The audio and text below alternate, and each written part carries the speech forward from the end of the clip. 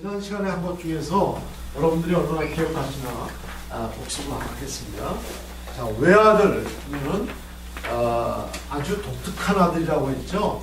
그래서 독특한 점이 두 가지가 있다고 했습니다. 기억하시나요? 네. 뭐였죠? 사랑한다. 네.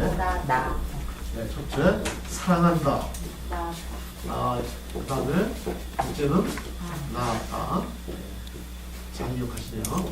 하나님께서 인간의 죄 문제가 해결되기 전에 인간에게 사랑한다고 하신 분은 유일하게 예수님이시다. 그래서 사랑한다. 우리를 사랑하시는 분은 예수님께서 화목제물이 되신 다음에 이제 우리를 사랑하시게 된 거고, 또한 우리는 모두 창조하셨지만 하나님께서는 예수님을 낳았다고 표현하셨다. 그 밖에 주 그리스도, 그 밖에 뭐 신성과 인성 그런 부분에 대해서 했는데, 하나 지난주에 그 동정녀 마리아를 좀 스킵하면서 좀 빠진 게 있습니다. 사도신경을 고백해서는 안 된다는 사람들의 대체적인 의견 가운데 하나는 이 동정녀 마리아를 우리가 고백하면 로마 가톨릭의 마리아 교리를 우리가 다 인정하는 거다, 이렇게 이제 얘기를 합니다.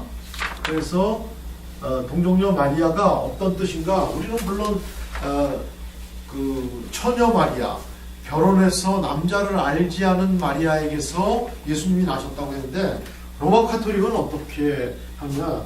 그 두 가지의 우리와는 다른 잘못된 교리를 갖고 있습니다. 이걸 우리는 분명히 알고서 고백을 합니다. 그럼에도 불구하고 사도신경을 고백해서는 안 된다는 사람들은 이런 것들을 같이 묶어서 고백하는 거 아니냐, 그렇게 얘기를 하고 있거든요. 첫 번째로는 무염수태설을 그들은 주장합니다. 무염수태설. 동정녀가 예수 그리스도를 잉태했을 때 그때 원죄가 없었다, 이런 걸 주장합니다. 제가 이제 설명을 드릴게요. 두 번째로는 마리아의 승천을 주장합니다. 마리아가 승천했다. 그런데 저는 우리는 전혀 동의하지 않는 교리인 건 사실이죠. 그런데 카톨릭의 교리가 얼마나 성경에 근거하지 않고 내지는 성경에 근거하는 듯 하면서도 전통적인 것을 얼마나 많이 가미하는지를 좀 보시라고 얘기한 겁니다. 여러분들 그 영상에도 많이 나오지만 AD 313년 이후에 로마 카톨릭이 이제 그 기독교가 공인이 되고 나서 가장 대표적인 특징이 세속화라고 그랬죠. 세속화이기 때문에 바벨론에서 있었던 모신 숭배 사상이 카톨릭으로 들어옵니다. 여러분들 보신 거 있으실지 모르겠지만 마리아가 아기 예수를 안고 있는 이런 동상 보셨나요? 네. 그런 것들이 로마 카톨릭에 많이 들어오는데, 이것은 모신 숭배 사상이 들어온 거예요. 바벨로니아에 있는 모신 숭배 사상을 로마 카톨릭이 받아들인 겁니다. 모신 숭배 사상. 그래서 이때서부터 사실은 옛날서부터 어머니 마리아에 대한 신격화의 생각이 많이 있었어요. 많이 있었고, 그 다음에 마리아가 승천했다라는 것이 전설적으로 내지는 전통적으로 많이 갖고 왔어요. 그런데 마리아 승천이 사실은 그 로마 카톨릭에서 본격적으로 교유화된 것은 1950년대입니다. 50년. 아주 굉장히 놀랍죠. 11월 1일 정확하게. 11월 1일 날 교황 비오 12세가 교리를 채택하면서 이때 매년 8월 15일을 성모 승천 대축일로 정합니다. 승천 대축일. 여러분들 이번에 베네딕토 교황이 와가지고 광화문에서 시복식을 한 것이 8월 15일 날 했습니다. 그때가 카톨릭으로서는 성모 승천 대축일이에요. 그런데 제가 말씀드린 것은 성모 승천을 교유화한 것은 1950년 11월 1일 날 교유화했어요. 그런데 마리아 승천에 대한 얘기는 옛날서부터 많이 흘러왔습니다. 그거를 교리로 받아들인 건 이때 교리를 받아들인 거죠. 그러니까는 카톨릭의 교유화가 성경에서 신학적으로 교리적으로 증명된 걸 교유화하는 것도 있지만, 이렇게 흘러왔던 것이 굳어져가지고 교유화된 것이 있다는 거예요. 무염수태설은 언제 됐냐면요, 1869년 제1차 바티칸 공의회에서 있습니다. 1차 바티칸 공의회. 그리고 바티칸 공의회는 그렇게 자주 열리지 않고요. 제2차 바티칸 공의회가 언제냐면 1962년도예요. 굉장히 차이가 있죠. 1869년에서 1962년. 그리고 바티칸 공의회가 제3차는 아직 열리지 않았고, 이번에 우리 주교가 갔다 왔는데 시노드라 그래가지고 바티칸 공의회에서 결정하기 직전의 사항들을 각국 주교들이 한 거는 이번에 시노드가 있었다고 그래요. 그러니까 그 로마 카톨릭이 옛날에 갖고 있었던 그런 절대 권위를 많이 또 탈색은 많이 한 부분도 있어. 자기들끼리 뭐 교황을 교종으로 부르기도 하자. 너무 황제로 이렇게 그 우상숭배가 됐으니까 교황을 교종으로 부르기도 하자. 그들도 그들 나름대로 치열하게 내부적으로 얘기하고 있는데 딴 거는 복잡하니까 이 두 가지 무염수태설하고 마리아 승천을 그들은 교리로 갖고 있어요. 그런데 제가 말씀드리는 논지는 뭐냐면 이런 것들이 옛날부터 이런 것들을 통해서 알게 모르게 그 구전되어 오다가 그것을 최종적으로 바티칸에서 교리화해 준 것은 대부분 아주 근대에 와서 교리화했다. 그런데 이제 사도신경을 고백해서는 안 된다는 사람은, 안 된다는 쪽에서는 우리가 동정녀 마리아에게서는 아시고 그러면은 무염수태설과 마리아 승천을 우리는 인정하는 거 되지 않느냐. 그러니까 안 된다. 이런 논리를 피는 분들이 있더라고요. 그러나 그렇지 않습니다. 우리는 이런 역사적인 사실, 카톨릭이 이렇게 잘못했다는 사실을 우리는 알고 있지만 주님께서 성경대로 처녀를 통해서 잉태하셨다 하는 것을 우리는 고백하기 위해서 그런 거예요. 그런데 이제 그들은 또 뭐라고 하냐면 앞에 저기 영어 사도신경 한번 보시죠. 영어 사도신경 보면 봐라, 너희들이 마리아를 우상시하니까 앞에 버르신이라는 말에도 대문자로 쓰지 않느냐, 이걸 얘기를 해요. 버르신을 대문자로 썼기 때문에 마치 갓을 하나님을 대문자로 쓰듯이 마리아를 대문자로 쓰는 것을 너희들 그대로 구전으로 하지 않느냐. 근데 우리는 그렇지 않습니다. 마리아를 우리는 한 번도 신이라고 생각한 적이 없죠. 근데 예? 이것이 이제 오늘 과정에서 그런데 사실 이거 소문자로 써야 되죠. 소문자로 써야 되는데, 근데 뭐 이것뿐만 아니라 대문자로 써 있는 것들은 많아요. 밑에도 보면 Holy Universal Church도 다 대문자로 썼죠. 그렇다고 해서 우리가 교회를 신성시하는 건 아니거든요. 그러니까 주의를 대문자로 써놓으면 이런 시비도 안 받는데 왜 대문자로 썼지? 저도 그렇게 생각이 듭니다. 하여튼 중요한 거는 우리는 동정녀 마리아에게서 나시고 한다고 해서 동정녀의 무염수태설이나 마리아 승천을 우리는 생각하는 게 아니라는 거, 그건 조금 알았으면 좋겠습니다. 그리고 이런 것들이 바벨론에서 왔던 모신숭배 사상에서부터 시작해가지고 마리아를 신격화하기 시작을 해서, 그래서 그들은 예수님의 형제들 분명히 있지 않았느냐. 또 그들은 뭐라고 얘기하냐면 마리아가 승천할 때까지 예수님만 낳고 영원히 처녀로 살았다. 그렇게 얘기를 해요. 아기를 안 낳았다는 거죠. 그래서 그러면 예수님의 동생들, 형제들 어머니와 찾아왔던 건 어떻게 설명하느냐. 그러니까 카톨릭에서는 그들은 예수의 사촌이었다. 사촌도 그때는 형제로 표기를 했다. 그러면서 이제 마리아를 신격화하는데 우리는 거기에 대해서는 받아들이지 않는 겁니다. 자, 오늘은 이제 그들이 좀 더 주장하는 예수님의 음부강화, 그러니까 예수님께서 지옥에 내려가셨다 하는 부분이 사도신경에 있는데, 그것을 우리나라 개신교에서는 교묘히 빼먹고 고백을 하면서 사실은 예수님께서 지옥에 가셨다는 것을 인정하는 사도신경을 지금 외우고 있다. 그러니까 사도신경을 더 외워서는 안 되지 않느냐. 그러면 이제 그 음부강화에 대해서 이제 오늘 하겠습니다. 그런데 요거는 말씀을 하나 읽고서 하겠습니다. 베드로후서 2장 16절에서 21절.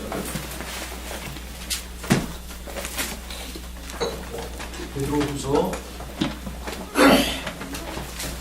2장 16절에서 21절. 제가 한 절 읽고 여러분들이 한 절 읽고 교독하고 21절은 다 같이 읽도록 하겠습니다. 자, 찾으셨죠? 베드로후서 1장, 죄송합니다. 1장 16절에서 21절입니다. 베드로후서 1장. 자, 제가 16절을 읽겠습니다. 우리 주 예수 그리스도의 능력과 강림하심을 너희에게 알게 한 것이 교묘히 만든 이야기를 다른 것이 아니요 우리는 그의 크신 위엄을 친히 본 자라. 지극히 큰 영광 중에서 이러한 소리가 그에게 행하기를 이는 내 사랑하는 아들이요 내 기뻐하는 자라 하실 때 제가 하나님 아버지께 존귀와 영광을 받으셨느니라. 이 소리는 우리가 그와 함께 거룩한 산에 있을 때에 하늘로부터 난 것을 들은 것이라. 또 우리에게 더 확실한 예언이 있어 어두운 데 비치는 등불과 같으니 날이 새어 새벽이 열망에 떠오르기까지 너희가 이것을 주의하는 것이 다하니라. 먼저 할 것은 성경의 모든 예언은 사사로이 풀 것이 아니니 예언은 언제든지 사람의 뜻으로 낼 것이 아니요 오직 성령의 감동하심을 입은 사람들이 하나님께 받아 말하는 것입니다. 이 말씀이 굉장히 중요한 말씀인데 지금 베드로가 뭐를 얘기하고 있냐면요. 자기 변화산에 올라갔을 때 얘기를 하고 있습니다. 여기 보면 지극히 큰 영광 중에 이러한 소리가 그에게 나기를 이는 내 사랑하는 아들이여 내 기뻐하는 자라. 우리 지난주에 다 공부했죠. 그리고 18절에서 이 소리는 우리가 그와 함께 거룩한 산에 있을 때에 하늘로부터 난 것을 든 것이라. 이렇게 얘기를 하고 있어요. 그런데 변화산상에 올라가서 경험했던 것을 얘기하고서 그 다음에 바로 뭐를 얘기하고 있냐면 성경에 대해서 얘기를 하고 있어요. 이건 뭘 얘기하냐면 이런 겁니다. 베드로가 나는 너희하고 근본적으로 틀려. 나는 변화산을 경험했어. 하고 얘기할 수 있다는 거죠. 그런데 그 특별한 경험을 난 너희들에게 일반화해서 너희들도 같이 공유하기를 바라지 않는다. 그것보다 더 중요한 것은 성경 말씀이다. 이거를 지금 얘기하고 있어요. 그 뒤에 성경에 대한 것을 얘기하고 있거든요. 바울도 삼층천에 올라간 것을 잠깐 얘기하죠. 그런데 삼층천에 올라간 다른 사람과는 차별된 경험을 계속해서 주입시키면서 뭔가 신비스러운 경험을 주장한 것이 아니라 보편화된 진리를 얘기를 했어요. 이거는 굉장히 중요한 포인트를 우리에게 얘기를 합니다. 여러분 뉴스엔조이라는 그 인터넷 뉴스를 보시는지 모르겠지만 지금 그러니까 막 헤드라인으로 올라와 있는 게 뭐가 있냐면 여자 전도사님 한 분이 다음 달에 한국에서 전쟁이 일어난다고 예언을 했다는 거예요. 자기가 직통 계시를 받았다고. 그리고 그 밑에 또 하나의 글은 나한테 어떤 우리 사촌 동생이 또 보내줬는데 우리나라 장성 출신의 한 사람인데 장모님인데 북한 땅굴이 지금 한국 남한 내에 전역에 지금 깔려 있어서 조만간에 이게 터진다고 하나님께서 계시를 줬다. 그러면서 또 간증을 했다는 거예요. 자, 하나님께서 계시를 그런 식으로 주실까요? 물론 이 땅에 항상 전쟁과 난리의 소문이 있죠. 또 그 여자 전도사 말처럼 12월 달에 전쟁 날 수도 있어요. 그거는 예수님께서 이미 이 땅에 난리와 난리 소문이 끊이지를 않고 있을 것이다 하는 말씀으로 다 예언이 됐어요. 베드로가 지금 얘기하는 것은 뭐냐면 우리가 천국에 대해서 또는 지옥에 대해서 하나님께서 특별히 우리에게 경험시킬 수 있으세요. 막 지옥을 가봤다고 그러지 않습니까? 동영상으로도 있어요. 유튜브에 뭐 지옥 가본 사람들의 그 간증 동영상 이런 것들이 있어요. 근데 문제는 그거를 내가 경험한 그런 특별한 경험을 일반화시키는 문제는 대단히 중요하고 대단히 조심스러운 문제입니다. 왜? 예수님께서 이미 부자와 나사로에 비유해서 나사로에게 그랬거든요. 나사로가 그 물 한 방울을 저한테 못 준다면 그 부자가 나사로를 좀 우리 집에 보내서 나사로가 천국에서 살아온 사람이 얘기를 하면 깜짝 놀라고 예수 믿을 테니까 나사로를 좀 우리 집에 보내서 우리 식구들은 이 지옥에 오지 않게 해달라고 했을 때 예수님이 뭐라고 그러셨죠? 그들이 모세와 선지자를 믿지 않냐고.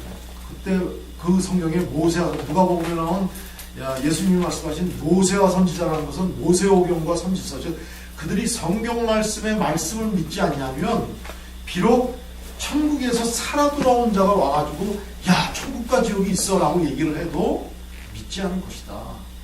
이미 예수님께서 그렇게 말씀해 주셨어요. 그래서 오늘 이제 음부강화와 지옥에 대한 얘기를 할 건데, 지옥에 대한 얘기를 할 건데 우리가 어떻게 지옥에 접근하느냐. 지금 이 강의를 폐하고 지옥 경험한 사람을 데려와서 간증을 한다. 그러면 지옥에 대해서 우리들이 알 수 있을 것이냐.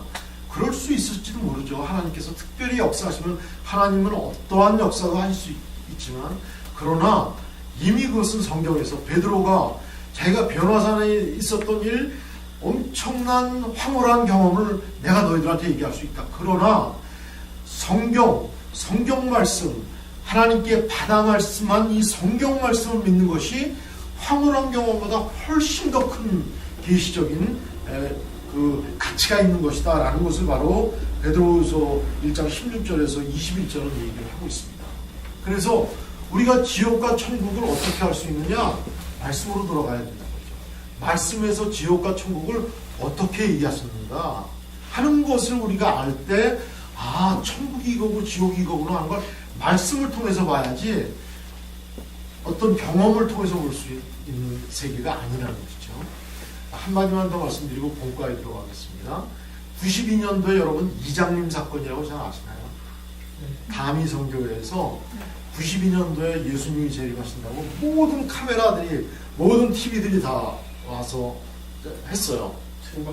생방송했어요. 근데 결국은 뻥으로 드러났죠. 근데 그 다미성교회가 그 전에 다미성교회를 그 전도하기 위해서 그 몇 년 동안 아주 불티나게 팔았던 책이 펠시 콜레라는 사람이 내가 본 천국이라는 것을 했어요. 그게 크리스천들 사이에서 엄청나게 센세이션을 일으켰어요.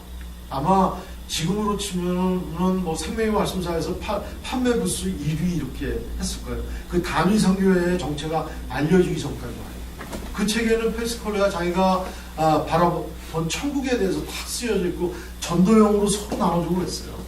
그런데 그게 다미성교회의 전도책자고 다미성교회가 92년도에 뻥으로 드러나면서 그게 다 거짓말이라는 게 알려졌죠. 그래서 지금도 여러분들 기독교 서점에 가면 자기가 경험한 천국에 대한 얘기 많이 나와 있습니다. 그런데 너무나 위험하고 너무나 일반화하기에는 너무나 어렵습니다. 그래서 이제 오늘 우리가 음부로 내려가사를 할 건데, 음부로 내려가사를 하기 전에 이 지옥에 대한 얘기를, 성경상의 지옥은 어떻게 얘기를 하고 있는가 하는 걸 조금 보겠습니다. 자, 우선 책으로 먼저 들어가 보겠습니다. 책을 하다가 했는데요. 오늘 말씀은 음부강화에 대해서는 우리가 결론적으로 따지면 그 미지의, 우리는 괄호 열고 괄호 닫고의 미지의 함수를 좀 남겨놔야 된다 하는 부분이 이 음부강화 부분이에요. 너무나 초자연적이고 잘 모르는 부분이기 때문에, 그래서 오늘은 지금까지 알려진 카톨릭과 개혁교회에서 이 음부강화를 어떻게 해석하고 있는가 하는 것에 대한 각 책자의 인용만 여러분들에게 알려드리고, 음부강화라는 것을 통해서 이런 것들을 바라봐야 되는구나, 이렇게 해석하고 있구나, 이 해석의 제한된 부분은 뭐고 이 해석의 장점은 뭔가 하는 건 이제 여러분들의 몫으로, 지금까지는 교리적인 것을 이렇게 정리를 했다면 이 부분은 우리가 괄호 열고 괄호 닫고를 하겠어요. 왜냐하면 우리 사도신경에서는 고백하고 있지 않는 부분이에요. 빠져있는 부분이에요. 그러나 빠져있지만 분명히 실존적으로 사도신경에서 음부강화를 고백하고 있습니다. 그래서 제가 이 교재를 조금 읽도록 하겠습니다. 자, 그러고 나서 제가 유인물을 나눠드리면서 좀 공부를 하겠습니다. 자, 문제 얘기를 한번 보시죠. 우리나라 사도신경에는 십자가에 못 박혀 죽으시고 장사한 지 사흘 만에 다시 살아나시며 로 되어 있으나 다른 원문에는 죽으시고 음부에 내려가사 He descended into hell 또는 헤이즈라고 되어 있습니다. 이 헤이즈에 대해서는 조금 이따 설명을 드리겠습니다. 하데스 라는 문구가 있으며 로마 카톨릭 영국 성경의 일부 개신교 등에서 이를 고백하고 있는데, 예컨대 천주교 사도신경에서는 돌아가시고 묻히셨으며 저승에 가시오 라고 이렇게 표현이 되어 있고요. 옛날 사도신경이지만 성공회에서 2004년 전에 정도신경이라고 있었는데, 여기에서는 십자가에 못 박혀 죽으시고 묻히심을 믿으며 음간에 내리사 이렇게 되어 있습니다. 음은 어두름 사이간 해서 원문에 있는 음부에 내려가셨다는 것을 표현을 했었어요. 그런데 지금 공교회적으로 고백하는 사도신경에는 이 부분이 빠져 있습니다. 우리가 고백하는 데는. 그러니까 우리는 안 한다가 아니라 빠져 있다라는 것을 우리가 인정을 한다는 거예요. 자, 그런데 이 음부강화의 문구의 최초 문헌은 최초서부터 들어가지는 않았던 걸로 확인이 돼요. 그래서 문헌상 음부행이 중간에 표기가 됐다. 루피누스 아퀼레아 신조서부터 표기됐는데, 이거는 원래 사도신경 신조에는 안 들어갔던 것이 중간에 삽입됐다는 거죠.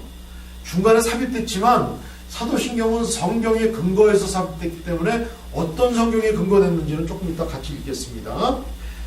그런데 루피누스가 처음에 했을 때는 그 주석서에 보면 단지 장사되었다는 점을 좀 더 분명하게 강조하길 원해서 이 음부에 내려가사를 집어넣었다는 거죠.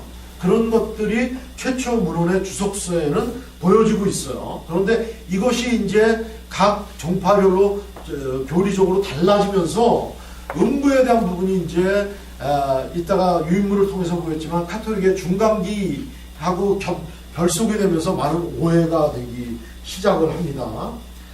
그래서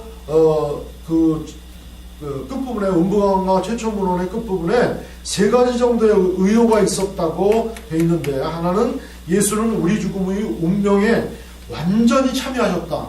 아주 죽음을 끝까지 참여하셨다는 걸 강조하기 위해서 음부강화를 넣고, 예수는 죽음의 영역에서도 주님이심을 증명하셨다. 그리고 예수는 사탄이 대적하는 힘, 사탄이 음부세계를 다 장악하고 있는데 그 힘을 무너뜨리셨다는 권세를 가지셨다는 것을 표현하기 위해서 음부강화를 넣었다라고 정홍열 씨가 사도신경 연구에서 쓰고 있습니다. 제가 이렇게 이제 근거를 좀 제시를 합니다. 자, 그러면 음부강화를 괜히 넣느냐? 아니죠. 음부강화를 넣은 성경적인 근거가 있습니다. 여러분 다 같이 읽겠습니다. 거기 베드로전서 3장 19절에서 20절. 그가 시작. 그가 또한 영으로 옥에 있는 영들에게 선포하신다.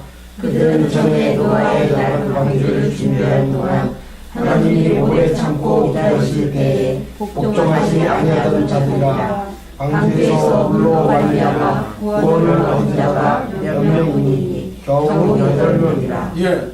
자, 이 말씀이 굉장히 난해한 거예요. 그가 영으로 옥에 있는, 이 옥이 뭐 일반 프리즌, 여기 세상 속에 있는 감옥을 얘기하는 게 아니고 분명히 지옥에 있는 영들에게 선포하셨다고 말씀에 있거든요. 그러니까 이걸 근거해서 음부 강화를 얘기했다는 거예요. 또 베드로전서 4장 6절 다 같이 읽겠습니다. 시작. 이를 위하여 죽은 자들에게도 복음이 전파되었으니 이는 육체로는 살아서 시험을 받으나 영으로는 하나님을 따라 살게 하려 합니다. 죽은 자들에게도 복음이 전파된다. 이거를 음부강화에 넣었다는 거죠. 또 빌립보서 2장 10절에는 하늘에 있는 자들과 땅에 있는 자들과, 여기까지만 했으면 좋은데 땅 아래에 있는 자들로 모든 무릎을 예수의 이름에 꿇게 하시고 이렇게 얘기했어요. 또 거기다가 써놓으십시오. 에베소서 4장 9절. 제가 읽어드릴 테니까 나중에 찾아보세요. 에베소서 4장 9절도 근거 구절입니다. 올라가셨다 하였은즉 땅 아래 낮은 곳으로 내리셨던 것이 아니면 무엇이냐. 이렇게 에베소서에서는 얘기를 하고 있어요. 땅 아래 낮은 곳. 이러한 구절들을 통해서 음부로 내려가셨다. 예수님께서 죽으시고 그냥 죽으셨다가 아니라 장사되기 직전에 음부로 내려가셨다 하는 것을 사도신경에서 이제 고백을 했다는 거죠. 뒷페이지를 하기 전에 그러면 음부가 과연 어디이며 음부라는 것이 무엇을 의미하는가, 그리고 이따가 이제 가톨릭의 중간기 해석도 할 거기 때문에 요거를 좀 나눠주시기 바랍니다.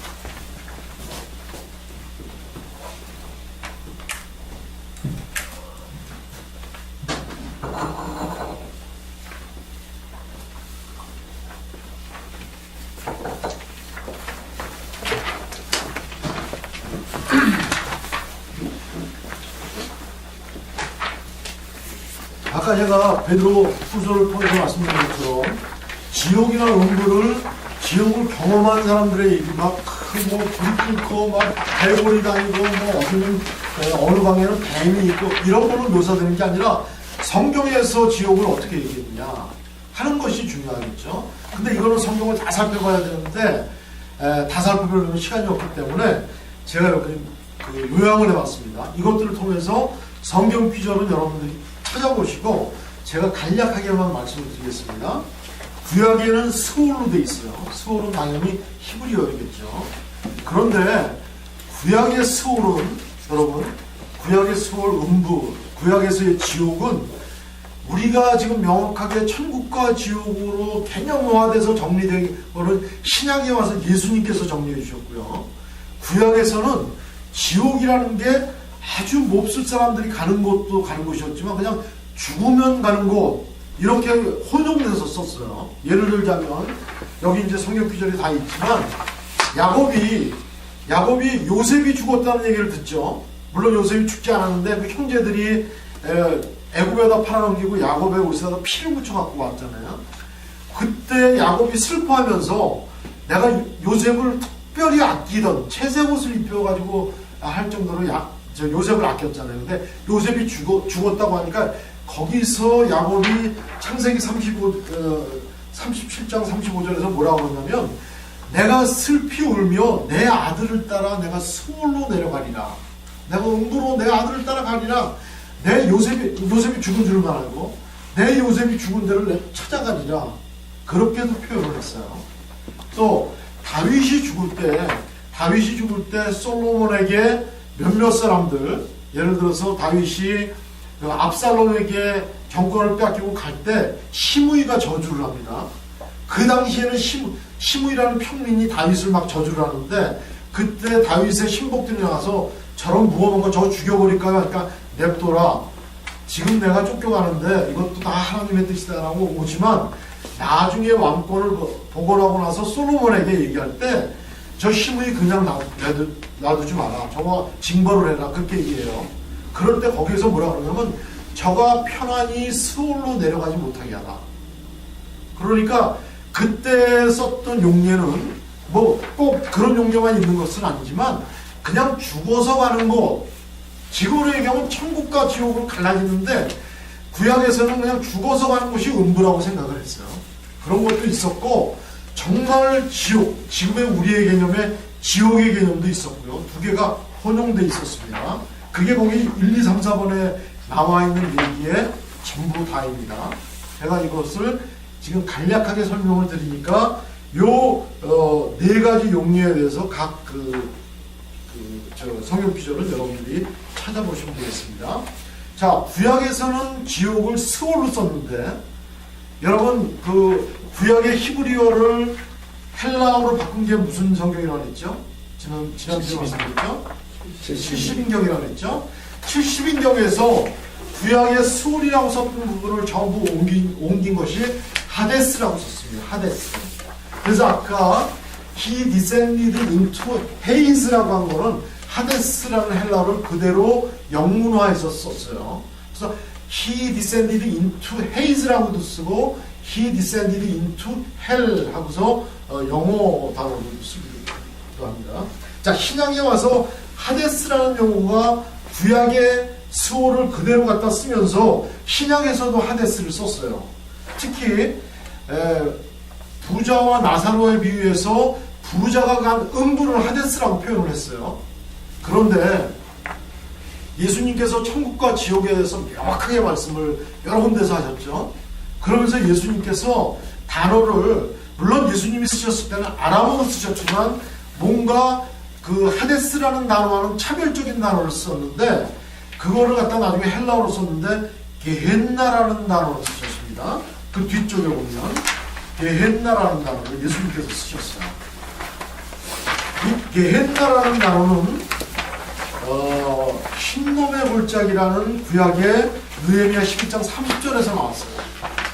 흰놈의 골짜기는 뭐냐면 옛날 몰렉이라는 우상에게 자식을 갖다 바치는 그런 종교가 있었는데, 그 자식의 아이를 갖다 바쳐서 죽은 시체들을 갖다가 쌓아놓는 골짜기가 흰놈의 골짜기였어요. 그래서 아주 흉측한 곳, 아주 가면은 안 되는 곳으로 구약 사람들이 개념화했는데, 그것이 신약시대에 오면서 게헨나라는 단어로 바뀌었는데, 거기 그 두 번째 패러그래프에 보면 공간복음 신약성경에서 12번 게헨나를 쓰는데 그 중에 11번을 예수님께서 쓰셨어요. 복음서를 통해서. 이건 제가 뭘 말씀드리려고 하냐면, 예수님께서 구약에서 스올이라는 개념이 천국과 지옥을 그렇게 구분 없이 하여튼 그 죽어서 가는 거 타는 것으로 스올이라는 개념으로 썼던 것과는 좀 차별적으로 스올의 대칭어인 하데스를 쓰기를 원하시지 않고 게헨나를 씀으로써 지옥의 개념을 좀 더 명확하게 하려고 하시는 예수님의 의도가 있으셨던 거죠. 그래서 거기 마태복음 5장 22절, 29절, 30절 뭐 쭉 해서 이 성경 구절은 여러분들이 좀 보셨으면 좋겠어요. 그리고 야고보서 3장 6절에서 게헨나를 유일하게 한 번 더 썼습니다. 그래서 성경에서 제가 이거 지금까지의 말씀을 요약해서 말씀드리면, 천국과 지옥, 천국은 조금 이따가 조금 부연해서 말씀드리고요. 지옥에 대해서는 구약에서 지난주에 그런 말씀드렸죠. 구약에서의 메시아를 바라볼 때는 초림과 재림을 감히 생각하지 못하고 메시아만 오시면은 뭔가 다 해결될 걸로 산을 하나 봤는데, 신약으로 와서 보니까 산이 두 개가 보이면서 초림과 재림을 봤듯이 구약에서는 음부, 지옥이라는 것을 갖다가 막연한 개념으로 봤어요. 물론 어떤 통찰력 있는 선지자는 그 중에서도 아주 명확하게 본 사람도 있을 수 있겠지만, 구약에 쓰여진 용례를 봤을 때는 막연한 스몰로 봤는데, 그것을 아주 명확하게 정리해 주신 분이 누구냐면 바로 예수님이세요. 예수님이 천국과 지옥에 대해서 아주 정확하게 구분을 해주셨습니다. 그리고 이제 천국에 대해서는 낙원이라는 말은 신약에 3번밖에 나오지 않습니다. 파라다이스. 근데 낙원과 천국은 결국은 같은 말이에요. 근데 천국은 어떤 말로 쓰여져 있냐면 마실레이아, 하나님의 왕국, 또는 하나님의 통치권이 임하는 것. 그래서 하나님 나라 개념으로 예수님께서 많이 말씀하셨어요. 특별히 천국에 대한 비유로 동물 비유 또는 밭의 비유 이런 것으로 비유로 많이 말씀하셨죠. 8가지 비유를, 천국 비유를 말씀하셨는데, 그때마다 예수님은 파라다이스라는 말을 쓰시지 않고 하나님 나라, 하나님 왕국이라는 말을 많이 쓰셨어요. 근데 지금은 천국을 얘기하는 시간보다는 이 음부를 얘기하는 시간이기 때문에 음부, 지옥을 말씀을 드린 겁니다. 자, 그래서 용어로는 요약하면 구약에는 스올이 있었고 신약에는 하데스와 게헨나가 있었습니다. 여기에 따른 성경 비전이 여기다 있으니까 여러분들이 읽으시면서 성경이 천국과 지옥을 어떻게 얘기하고 있나 하는 것들을 좀 살피시면 좋겠어요. 자, 그 다음에 이제 음부에 내려가사를 얘기하는데, 로마 카톨릭에서는 정확하게 음부에 내려가사가 연옥에 내려가셨다고 해요. 연옥에 내려가셨다고 해서 이 중간기 교리를 조금 살피고 그 다음에 이제 본 교재로 들어가도록 하겠습니다. 자, 연옥 교리는 이것도 아까 그 마리아 교리가 그 구체적으로 민담으로 내려왔던 것을 나중에 교리화했던 것처럼 연옥의 교리도 알렉산드리아 학파가 주장했던 어떤 민담으로 내려왔던 것을 사후에 교리화했습니다. 그런데 이들은 여러 개의 교리를 얘기하면서 거기 성경 구절 몇 군데를 얘기를 하고 있어요. 근데 여러분이 찾아보시면 이것이 여러 개의 힌트를 주는 성경 구절이라고 전혀 우리는 성경학자들이나 개신교적 입장에서 볼 수가 없어요. 그런데 거기 보시면 마카비 후서라고 있습니다. 마카비 후서. 이 마카비 후서는 우리는 외경으로 치죠.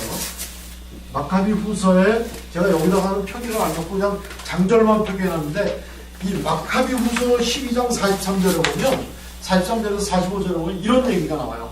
이건 얘기만 드십시오. 어떤 장군이 전쟁을 하다가 승리를 다 하고 돌아오는 길에 자기 전쟁 중에 죽었던 사람들의 위령제를 드려줍니다. 그러면서 그들을 천국으로 올렸다라는 기적이 나와요. 이건 전혀 우리는 성경적으로는 얘기할 수 없는 부분인데 이 마카비 후서를 가장 지름거리에 있는 근거 기절로 하고 나머지 성경 기절을 해가지고 이 연옥이라는 것을 연옥을 얘기합니다. 제가 지난번에도 말씀드린 것처럼 마틴 루터의 95개 조항을 보면 마틴 루터는 그 95개 조항에서는 연옥을 인정을 합니다. 그럴 수밖에 없겠죠. 로마 카톨릭에서 사제로 그리고 그 안에서 조직신앙을 가르쳤던 교수로 있었기 때문에 연옥을 인정을 하게 할 수밖에 없죠. 그때 당시에는. 자, 연옥은 무엇이냐? 요거는 정화의 장소입니다. 정화의 장소. 이 카톨릭의 교리에 의하면 정화의 장소. 즉, 천국 갈지 지옥 갈지 모르는 사람들이 일단 대기하고 있는 대기소가 연옥입니다. 그래서 대부분의 사람들은 죽으면 연옥 간다고 생각을 해요. 근데 제가 이거를 사도신경 준비하면서 카톨릭에 다니는 저희 아주 친한 선배에게 물어봤어요. 지금도 연옥을 주장하느냐? 당연하지 그러더라고요. 당연하지. 그러면 저기 흉내는 천국 간다, 지옥 간다 이런 천국에 가는 확신 그런 건 없나? 우리는 그런 거 중요하게 생각 안 해. 그냥 이 땅에서 그냥 잘 살고 선행 싸우면 우린 일단 연옥 가는데 거기서 이제 하나님이 구원하시겠지 뭐 이렇게 얘기를 지금도 하더라고요. 뭐 그분의 얘기가 카톨릭 신자의 전체를 대변하는 건지는 모르겠어요. 근데 그들의 교리적으로는 이 연옥, 정화의 장소를 얘기합니다. 그러니까 대부분 많은 사람들은 정화의 장소에 가서 연옥에 가서 이제 대기하고 있다는 거죠. 그리고 순교를 했거나 아니면 순교자의 반열에 올라서 이제 나중에 또 이건 다른 거에서 좀 말씀하겠지만은 시복식을 하고 이번에 베네딕토 교황이 와가지고 광화문에서 시복식을 했죠. 복자로 결정되고 나서 그 다음에 가는 게 이제 성인이거든요. 성인이 가면 천국에 간다는 거예요. 그래가지고 카톨릭에는 많은 성인이 있죠. 근데 지금도 우리나라 젊은이들이 열광적으로 생각하는 성인이 누구죠? 우리 젊은이들이. 유래는 몰라도 아주 그날만은 아주 그 청춘 남녀들이 꼭 지키는데 성 발렌타인이라고. 발렌타인데이만 되면 그냥 쪽벌에서 다 주고받잖아요. 근데 그 발렌타인이 어디서 나온 이런지는 몰라요. 성 발렌타인이거든요. 세인트 발렌타인. 하여튼 그 성자들이 많은데 성자들은 연옥에서 일단 천국으로 갔고 이 성자들이 중보기도 해주면은 연옥에 있는 사람들이 갈 수도 있다고 이런 교리들이 있어요. 물론 지금은 로마 카톨릭이 그렇게까지는 안 하는데 카톨릭이 가장 타락했을 때는 이제 면죄부를 팔았죠. 그래서 면죄부를 팔면 이 연옥에 있는 성도들이 올라간다. 그래서 제가 지난번에도 말씀드렸죠. 동전을 헌금께다 딸랑 떨어뜨리면 연옥에서 쭉 가고 천국으로 올라가는 소리가 동시에 들린다. 그래서 이제 면접을 팔았는데 지금은 이렇게까지는 안 하지만 연옥이라는 게 아직도 연옥을 얘기합니다. 그리고 음부에 내려가사는 예수님께서 이 연옥에 내려가셔서 복음을 전파했다. 이렇게 이제 그들은 얘기를 하죠. 아주 조금 아까 읽은 성경 기절하고 딱 맞죠. 옥에 가셔서 이 옥이 연옥이라고 얘기를 하는 겁니다. 그 다음에 이제 림보라는 게 있습니다. 림보. 그 뒷장에 보시면 이 페이지에 로마 카톨릭의 교리 중에서 림보라는 게 있습니다. 이 림보라는 거는 뭐냐면 가장자리라는 얘기인데, 이렇게 표현하시면, 이렇게 이해하시면 가장 편합니다. 여러분, 목욕탕에 갔을 때 할아버지가 손자를 데리고 갔어요. 그래가지고 이 뜨거운 물에 들어와야 몸이 붓는데, 시원하다 그러면서 뜨거운 물에 들어오면서, 애기야 들어와. 그러는데 안 들어오고 뜨거우니까 그 가장자리에 앉아있죠. 가장자리에 앉아서, 할아버지 나 뜨거워. 가장자리에 앉아. 마찬가지로 지옥 불못에 들어가지 않고 요 가장자리에 있는 사람들을 림보라고 한답니다. 그래가지고 선조 림보는 뭐냐면 예수님을 알기 전에 있었던 선조, 우리로 얘기하면 이순신 장군, 세종대왕, 이런 사람들은 복음을 전혀 받아들일 기회가 없었잖아요. 이런 사람들에 대해서 교의적으로 정리를 해놨어요, 여기서는. 그래서 이런 사람들은 다 림보, 선조 림보에 가 있다. 그리고 이 사람들에게 미사를 드리거나 이 사람들을 위해서 뭔가 덕행을 쌓으면 이 사람들은 천국에 갈 수 있다. 아직 지옥에 가진 않았다. 패자부활전을 할 수 있다 하는 게 그 선조림보입니다. 근데 선조림보는 다시 패자부활전을 해서 천국으로 갈 수 있다고 하는데, 유아림보는 좀 달라요. 유아림보는 뭐냐면은 카톨릭에서 이야기는 영화로 죽은 아이들, 죽은 애기들은 그 속에서 다 지옥에 가지 않고 유아림보에 있으면서 여기서 구속함을 받아서 영생한다, 이렇게 얘기를 해요. 그래서 그들은 선조림보와 유아림보를 얘기를 하고 있습니다. 이게 이제 카톨릭의 중간기 교리예요. 여기에 대해서 이제 종교개혁자들이, 물론 마틴 루터는 연옥에 대해서 95개 조항에서 인정을 했고, 그 이후에 종교개혁자들이 이것에 대해서 강력하게 반대를 했죠. 성경적인 근거가 없다. 반대를 하면서 이런 슬로건을 얘기를 합니다. 우리는 성경상으로 중간 영혼이 가는, 영과 죽는다고 하는 것은 영혼과 육체가 분리되는 거거든요. 그랬을 때 육체는 당연히 이제 흙으로 들어가서 썩지요. 그동안에 이 영혼이 어떻게 되느냐, 영혼이 어떻게 되느냐에 카톨릭은 중간 장소를 얘기했어요. 연옥, 림보, 유아림보하는 중간 장소를 얘기했는데, 중간 장소라는 것은 없다. 다만 중간 상태만 우리는 인정한다. 중간 상태. 믿는 자는 영원히 천국에 가고, 믿지 않는 자는 영원히 지옥에 가서 대기를 하고 있다가 예수님이 재림하시고 심판하실 때 다 같이 부활한다. 몸의 부활을 똑같이 한다. 그래서 둘째 사망이라고 그러죠. 믿지 않는 자들이 육신과 영혼이 다시 합쳐져 가지고 영불에 떨어진 것을 이제 둘째 사망이라고 하는데, 그때 다 같이 부활을 한다. 이건 성경상에 나와 있기 때문에 죽은 자들은 영과 육이 이렇게 갈라져서, 육은 썩어지고 영은 천국과 지옥 둘 중에 하나에 가서 대기하고 있다가 예수님이 심판대 앞에 쓰시면은 다시 육체와 영혼이 결합이 돼가지고 다 같이 부활해서, 악인도 부활하고 그 믿는 자도 부활해서 심판을 받아 영벌과 영생에 들어간다. 그래서 이제 요 부분은 이제 저리로서 산 자와 죽은 자를 심판으로 오시리라 해서 좀 더 할 텐데, 여하튼 우리는 중간 장소는 우리는 인정하지 않는다. 왜? 성경이 없기 때문에.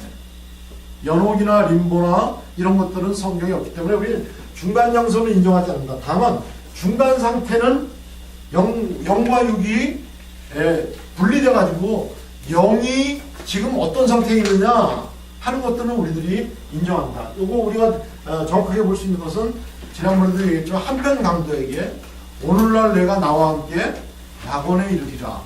그런데 한평강도의 육신은 이미 다리를 꺾어서 파묻었죠. 그 영혼이 예수님과 함께 낙원, 여기에 이제 파라다이스라는 신약에서 3번 쓰인 것 중에 하나가 들어가는데, 낙원에 이르리라, 천국에 이른다 하는 것으로 이제 말씀을 했습니다. 하나, 영화 사망자에 대한 그러면 그 구원의 문제를 어떻게 봐야 되느냐 하는 것에 대해서 우리 그 개혁신학자들 가운데 이렇게 얘기를 했어요. 칼빈은 주께서, 거기 이제 마지막 3페이지, 주께서 현세로부터 모으시는 영화들이 신비한 역사로 중생된다는 것을 나는 의심치 않는다. 조금 성경에는 없는데 칼빈이 이런 얘기를 기독교 강의에서 했더라고요. 영아들이 구원의 은혜로부터 제외된다는 것은 아주 참남한 생각이다. 이런 거를 칼빈이 얘기를 했고, 찰스 하치는 그 아담과 그리스도가, 아담이 원죄, 그리스도가 그 원죄로부터 구속, 이 대칭적인 개념을 들어서 어떻게 얘기했냐면, 영아기에 죽은 모든 사람은 구원을 얻는다고 자기는 생각한다. 이것은 성경이 아담과 그리스도 사이의 유추로 가르친 바에서 추론된다. 뭐 이런 얘기를 했어요. 이건 그들이 얘기한 거니까 이것이 우리의 교리라는 건 아닙니다. 다만 개혁신학자들 또는 이 카톨릭에서 벗어난 종교개혁기 이후의 신학자들도 영화에서 죽은 그 영화의 영혼들에 대해서 이런 언급들을 지나고 갔다. 유아인보로 들어간다는 얘기는 아니지만 이런 언급을 하고 갔다 하는 것은 참고로 보시기 바랍니다. 이건 절대로 성경에 나와 있는 성경적인 멘트라고는 할 수는 없습니다. 다만 그렇게 생각을 했다는 것을 하겠습니다.